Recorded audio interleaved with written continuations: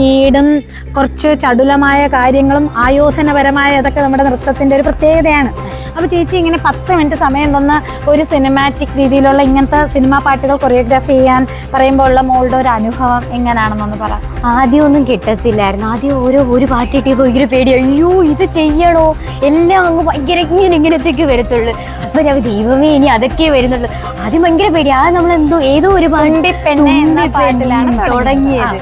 അപ്പോൾ അത് കിട്ടിയപ്പോൾ ഭയങ്കര പേടിയൊക്കെ ആയിരുന്നു. ആദ്യം നമ്മൾ അഭിനയമൊക്കെ കൊണ്ട് അഡ്ജസ്റ്റ് ചെയ്ത് സ്റ്റെപ്പൊന്നും വരുന്നില്ല, പക്ഷെ ഇപ്പം കുഴപ്പമില്ലാതെ ഇമ്പ്രൂവ് ആയി കുറേശ്ശെ വരുന്നില്ലേ?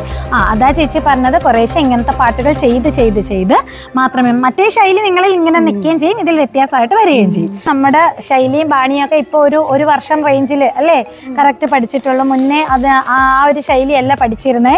അപ്പോൾ ഈ സിനിമ പാട്ടുകൾ ടീച്ചർ ചേച്ചി ഇങ്ങനെ തന്ന ജസ്റ്റ് 10 മിനിറ്റ് സമയത്തിനകത്ത് ഇത് മൊത്തം ചെയ്യാൻ പറയുമ്പോൾ ഉള്ള ഒരു അനുഭവം എങ്ങനെ?